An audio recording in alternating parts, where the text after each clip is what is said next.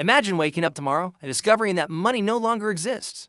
No cash in your wallet, no credit cards, no bank accounts, no digital payments. Your salary means nothing. Your savings are frozen in time. Your phone can no longer buy you a cup of coffee. Overnight, the global economy doesn't slowly collapse. It instantly rewires itself. This is what the first week would really look like if humanity was forced back into a barter system. Day 1 begins with pure shock. People still walk into stores out of habit. They grab products, walk to the counter, and then stop. Price tags feel ridiculous. A loaf of bread no longer costs $3. It costs something useful.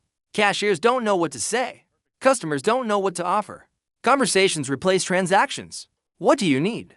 What can I give you? Is this enough? For the first time in generations, value becomes personal again. By day 2, confusion turns into panic. Supermarkets start closing, not because there is no food, but because there is no system. Delivery trucks stop moving. Warehouse doors stay locked. Workers ask a simple question: what do I get in return? Skills suddenly matter more than money ever did. Mechanics trade repairs for food. Doctors are offered protection, fuel, or housing instead of cash. People realize something uncomfortable. If you can't produce something useful, you are vulnerable. Day 3 is when power begins to shift. Those with practical skills gain influence. Farmers, electricians, plumbers, medics, and builders become the new elite. Digital jobs lose their weight overnight. You can't trade social media followers for bread. You can't exchange online influence for clean water.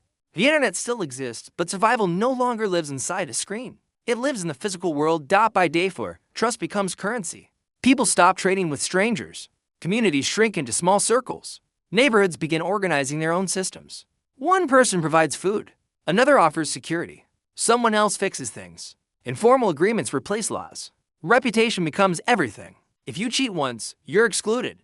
And exclusion now means danger. Day 5 reveals the dark side of barter.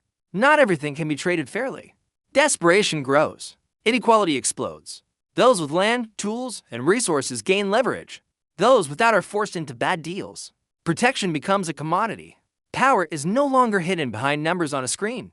It's visible, physical, unequal. By day 6, society starts to stabilize, but not in a comfortable way. New rules emerge without being written.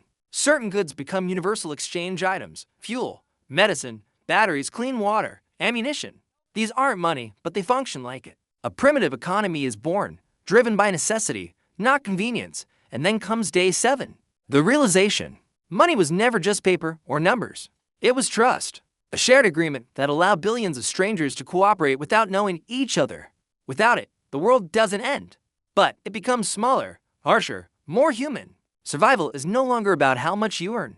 It's about how useful you are. So ask yourself one question: if money disappeared tomorrow, what would you have to trade?